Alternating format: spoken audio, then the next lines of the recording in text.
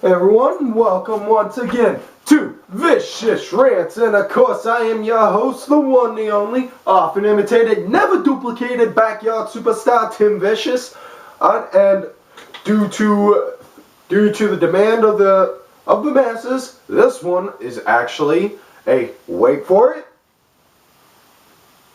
a really lame How I Met Your Mother joke that would have been popular 2 or 3 years ago, but instead, anyways. This one is actually on TNA's pay-per-view Bound for Glory. I know, it's a bit of a shock. I don't do TNA that much, but like I said, due to the demand of the masses, I'm doing it, A couple people asked, are you going to do Bound for Glory? Are you going to do Bound for Glory? I said, you know what? Why not? Now, I'm not going to lie, I didn't order the pay-per-view. I watched it off of First Row Sports, and for some reason, the feed wasn't working, so I missed the X Division match. So, unfortunately, I can't give my say on that match. I know Sabin won, and from what I heard, it was a pretty good match. That's all I really know. Other than that, I really hope Aries put up a good fight, and I hope that Jeffrey wound up getting his head put through a wall. Either that or through one of the scaffolds, because I have already said before on how I lost all respect for Jeffrey Hardy and his inner monologue promos a long time ago.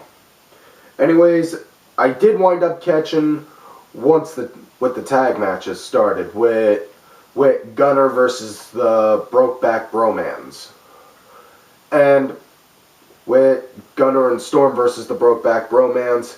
It was fairly okay. I wound up getting relatively surprised seeing Storm wound up getting that gash on his leg.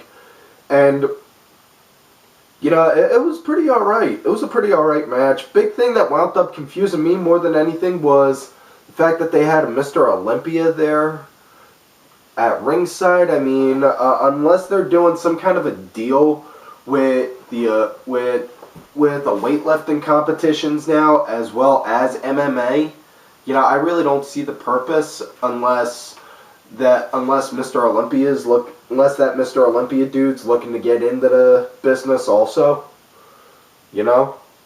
But if he is, it's not on me to argue or say anything on that, because a lot of guys went from weightlifting competitions to pro wrestling. Excuse me. Best example on that's me, Zark Henry.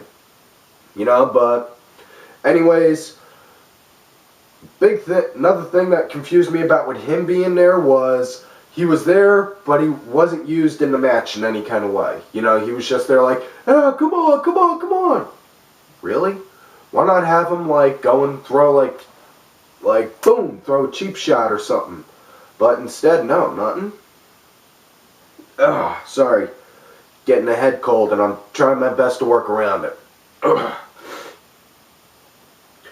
Anyways, it was actually a really big shock and an upset, to me at least, that the Brokeback Bromans won, that Robbie Emo, in which case, if you've watched TNA Turnaround with Oliver Ben and the Masked Mark, if you've watched the roundtables when I've been on, you would know where the Robbie Emo name comes from, and I'm sad, bro. You would know where that comes from. But anyways, I was actually relatively surprised that they won more than anything because, but also at the same time, they didn't really advertise the match, build it up. Anyways, the next match up after that, it was triple threat women's match for the women's title. Tessmacher, Gail Kim, and ODB. In which case, it's big joke. I rip on TNA a lot, but here's the thing. Before I go any farther, I rip on TNA a lot.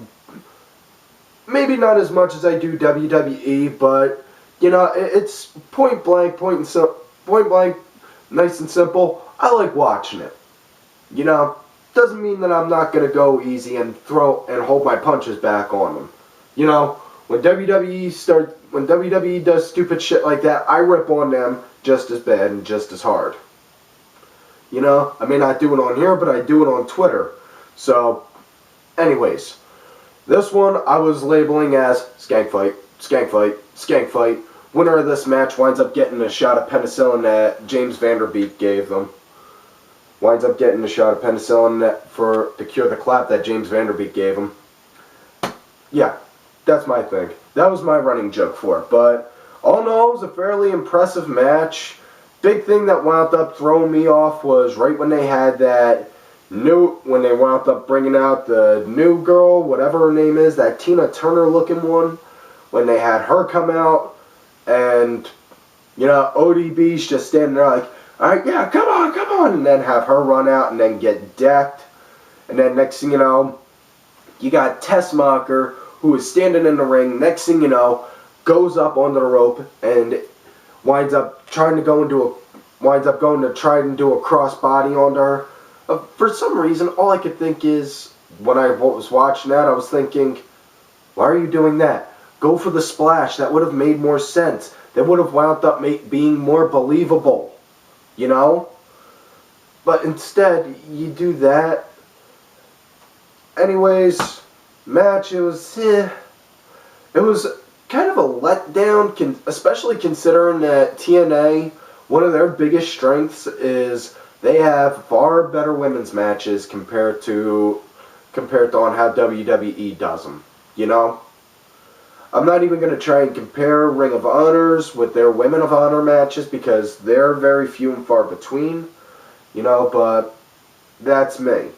Anyways, Gail, who was knocked out while Tina Turner was beating up ODB and Tessmacher, Gail Kim wound up rolling over on her, got the 1, 2, 3, and now they're building that as Tina Turner's now Gail Kim's new heat. Which, I don't know, me it just kind of feels like they're copying WWE with AJ having Tamina as hers. Now they're doing this with Gail. I just see the comparisons and the mimicking all too much in that. Alright, so anyways, the next match they had was Bobby Roode versus Kurt Angle. Now before they did that, I want to bring up, they did cut a promo.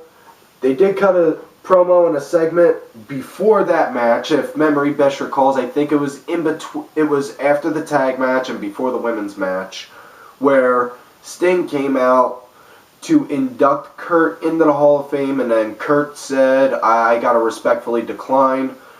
I don't feel I deserve it." And you know, given what happened with him, if he truly doesn't feel that he deserves it, I'm not gonna argue with him. You know, the man's already a Hall of Fame material as is, given his career.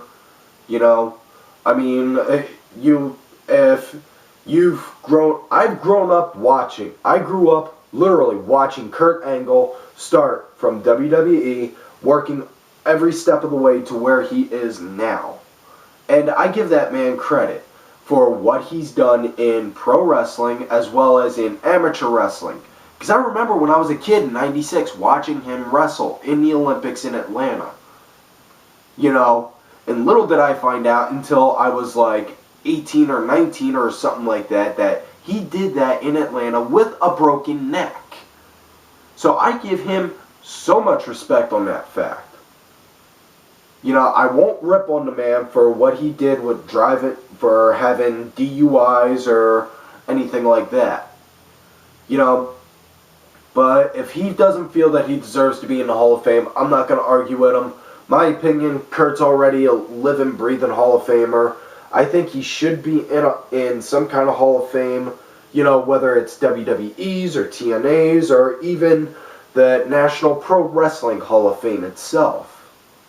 You know, have him go and sit with some good neighbors like Terry Funk. You know, but that's just me. Anyways, the Bobby Roode Kurt Angle match, very good. It was very hard hitting. It was very well mat based, which, well, you would expect given Angle, especially with his wrestling background. You know, I was very surprised seeing Roode being very mat based. You know, especially considering The style that I normally see Rude do is more like a power-based, and, you know, it was very good, very hard-hitting. You know, Rude wound up getting the win. Now, what wound up getting me in that match was they both were going for submissions to get the wins. Very hard, very fast. You know, Angle had the ankle lock on him a couple times. Rude had a crossface on him. Excuse me.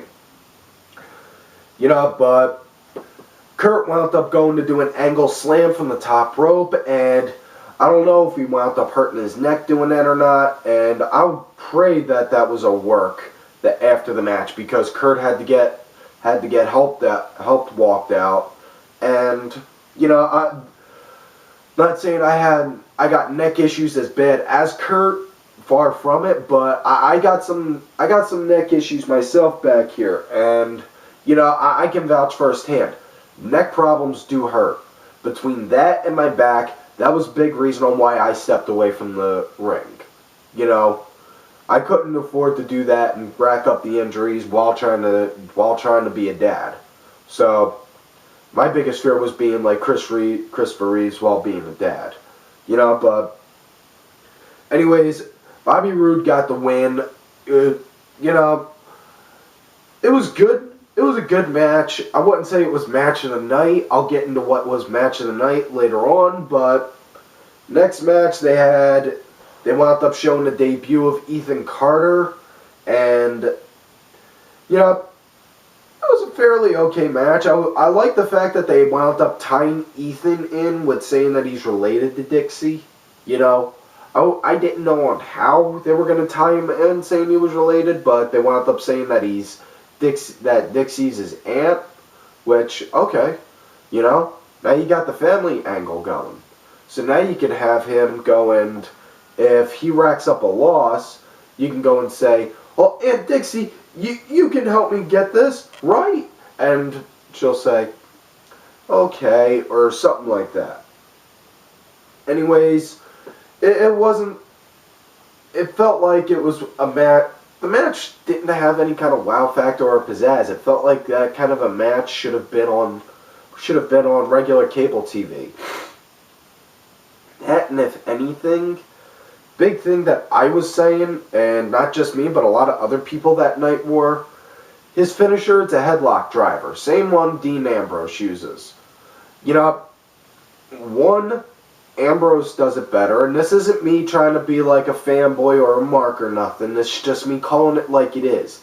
Ambrose does it, and when he does it, it looks a lot more smoother, at least in my opinion. And you know, Ambrose does it better. And two, you may not want to have the guy that's debuting have the same finisher as one of the big guys that have major heat with the fans in WWE. You know? I mean, you could have given him something a hell of a lot more different, like have him do a powerbomb and then roll over for the pin. While he, you know, have him do, instead of like a release powerbomb, have him hold on to the person once they hit and then roll over for a pin. Or something like that. You know, because you just want to make him stand out and make him be original. But, you know, anyways, next match, it was Sting versus Magnus. Now, I was on Oliver Benz and Mass Mark's TNA turnaround this past week, and I wound up saying on there straight up that this match right here, this is going to be a make or break match for Magnus as far as where he's going to go in TNA. You know, I said he's going to have to put out match of the night quality. You know, not saying that this had to be match of the night, but he had to put every last little bit he had into it like it was going, like he wanted to make this match of the night. You know, and this is his make or break. If this match wound up sucking, it's going to bury him, but if he does pretty good with it, hopefully he'll get a push. Anyways, it's, you know, they come out, they do their match. It was pretty okay, back and forth.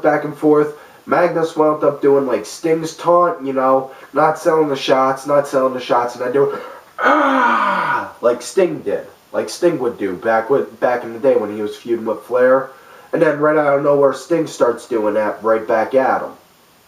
Now, and then Sting winds up going for the sharpshooter. And I know a lot of you are going to get mad at me because I called it a sharpshooter, but you know what? I grew up watching Hitman do that a lot more than I grew up watching Sting do that, calling it the Scorpion Deathlock, so just please go with me on it.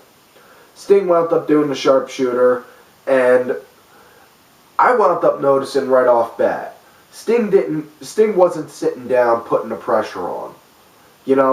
Whether it's because he was hurting or because Magnus was really hurting, I don't know, but I've been put in that move a lot, and all I can say is when you get put into that, it really, when you're not sitting down like that, you don't have a lot of pressure put on you don't have a lot of pressure put on the back.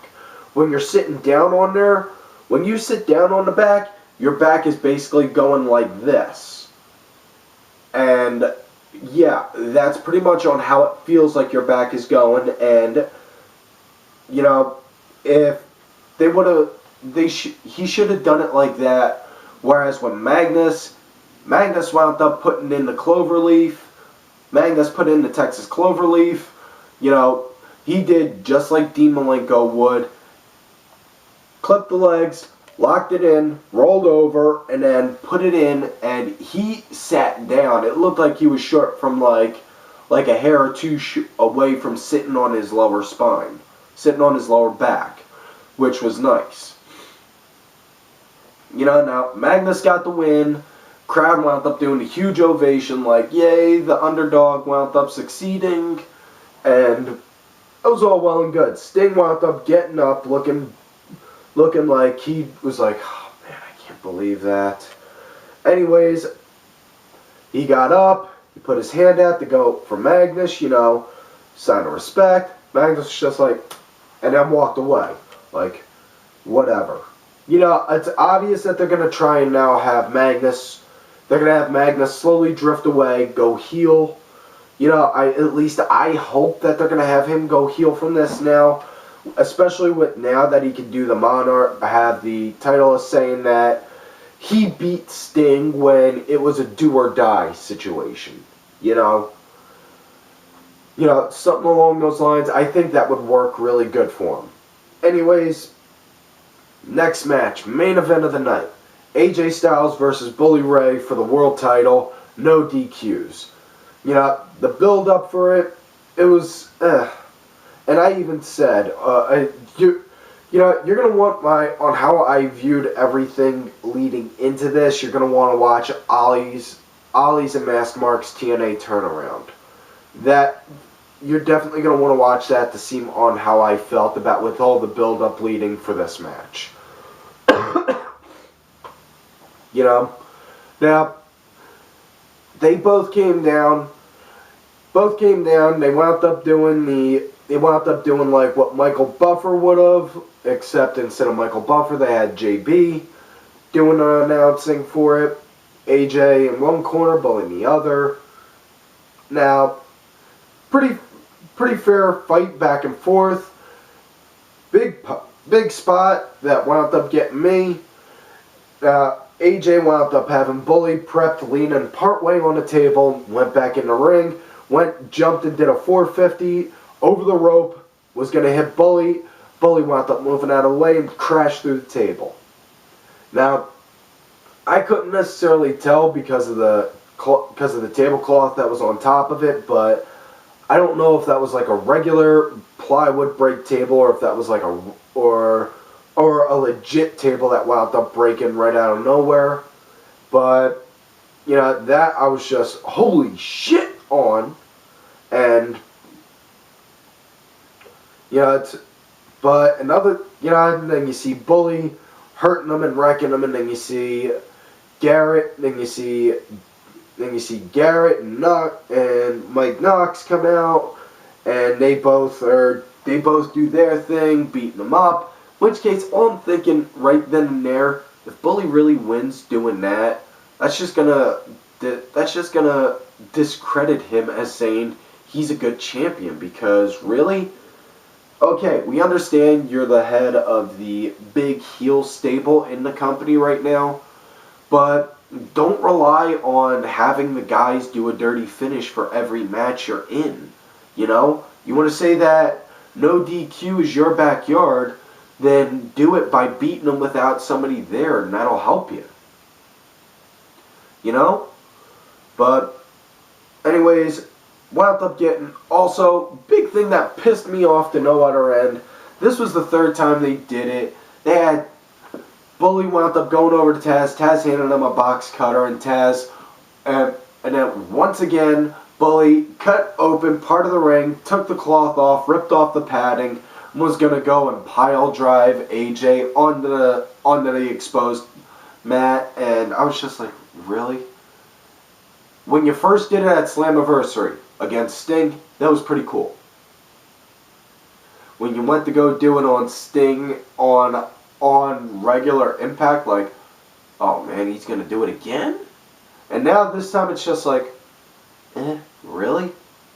I mean, what the fuck? Are you... Why not try and do something different with that, you know? Like, instead of that, like, how about a pile driver onto a chair and then a power bomb onto that exposed part? You know, that way you're not just going to break his neck, you're going to break his back. Because you said you're going to hurt him. You're going to make sure that he never winds up wrestling again. I'm just thinking of ways on injuries. You know, for fuck's sake, I wound up taking the name Tim Vicious and I molded it to be vicious for a reason. You give me a way to hurt somebody, you give me so many tools, I will find a way to hurt somebody using them tools in more ways than you can imagine. Because I can guarantee a cheese grater and a giant thing of salt are going to be more painful than you could possibly imagine. That's just me though, but on with the show. You know, AJ wound up getting away from having to get pile drived on that. He wound up doing the big... I can never remember what the name of the splash is when he goes from the top and does that. He wound up winning that, and the whole time, and that point when AJ hit that, Dixie was standing at the apron watching, and, you know, big thing that got me, she couldn't even pretend to fake cry. I mean, Vince McMahon, and... everyone knows I badmouth Vince McMahon, especially when I did my Chris Benoit episode. And I publicly called him and the rest of his family out to come on here at any point in time, even though I know chances are they will never see this. But the fact is, Vince McMahon, for all intents and purposes, even though I do not like him as a person, I will respect him as a businessman, because when he is doing business and he is out in front of the general public on shows, he will become that Mr. McMahon persona in a heartbeat. And if he has to bust out a tear, I don't know what he does if he thinks of like naked nuns and dead dogs or whatever. He winds up bawling. And I mean bawling like you think that man deserves an Oscar for it. Whereas Dixie, she can't. You know, this is what I was saying before. I do not like the heel persona that Dixie Carter is doing because she is not molded for it. She's a good businesswoman, but she is horrible at running She is horrible at running the wrestling section on it. That is me. That is my opinion. I am sorry if that pisses off all you TNA fans out there, but that is the cold hard truth. You know? They should have wound up keeping Jeff or Jerry Jarrett running the wrestling part. Have her handle the business end. That's on how I feel on that. I'm sorry if y'all don't like it. But anyways, she was standing there. Not only could she not fake cry, it's not like she was just standing there and, you know, she could have wound up going to the ref, you know, cause a whole extra part on the story, be like, no, don't you do it. Don't you do it. You do this, you're going to get fired. You know, especially seeing it's Earl Hebner. They already have him sell merch talking about the Montreal screw job, saying that he screwed Brett. You know? And I remember specifically when I went to the TNA house show, he wound up taking with gleeful joy saying that he did, and was wearing Bret Hart glasses, and was saying, "I screwed Bret." You know, because I even looked at him and said, "You fucking screwed Bret," and then he came over right at me and said, "You're damn right I screwed Bret." And yet you wouldn't put Earl Hebner in a screwjob story again? Or even yet, what about his boy? Anyways, AJ got the win. You know, it felt like they were trying to like mimic like the Summer of Punk story, or when Punk was going to take the WWE title. And I know I'm doing a lot of side-by-side comparison, but honestly, it just feels it. Because like I said before, I believe it was my last time I did a TNA rant, it feels like that they're taking a lot of the stuff that was from like 97, from like the 97 to 2000 story, and just putting it in the modern day. It doesn't feel right. The industry has changed completely since then. They need to learn to adapt, evolve, and move. You know, anyways, that's all the time I'm going to get for this week's rant. So, like on normal, don't forget to like this video, subscribe to the channel, go back, watch all the other episodes. Look for me on Twitter at Tim Vicious. Check out my backup account, Tim_Vicious, because I get put in Twitter jail a good bit. I'm actually on strike 2, I think strike 3. I'm going to be gone for good. I don't know for sure. Who knows? If they're like California with the 3 strikes rule, I'm definitely screwed. Also, don't forget to check out Oliver Ben and Mask Mark's TNA turnaround. I was on there again this week. I really love enjoying being on there, guys. Ollie, thank you so much for asking me anytime I ever want to be on. It's always a pleasure. You know, gives me a chance to really get a chance to work on a whole different way than on how I do on here. Also, don't forget to check out Axel Mulligan's blogs. He does them on WWE, Raw, SmackDown, NXT pay-per-views anytime he can. I always put them out there. He's a really good, well-educated fan. Always a pleasure having good wrestling conversations with him. Also, don't forget to check out all these cool-ass cats right here on Twitter. My brother from another mother, James Steele, JX2001. That Roxy Girl, _It's V Bitch, James, Roxy, and Vicky all got their own YouTube channels. I am Danny Sunday, Monkey Mars, Helen Robinson 82, Meow _Cakes, Jerry Soriano, Team Custom Made, Cranky Asshole, Stacy Impact W Fan. Stacy, you know I love you. You know I love wrestling. I just call it like it is. I'm an equal opportunity asshole. If I think TNA's screwing up, I say where they're screwing up. If I think WWE's screwing up, I say where WWE's screwing up. You know that. You've watched the show a million times. You see that's on how I am. I'm sorry if this wound up getting you mad in advance, and please don't hurt me here or where the boys are. I kind of need both of those. Anyways, also follow Legion Lady Aaron and Legion of Nerds. And, yep, that's all the time I got for this week. So, like I keep on telling y'all, you love me great, you hate me, fuck you.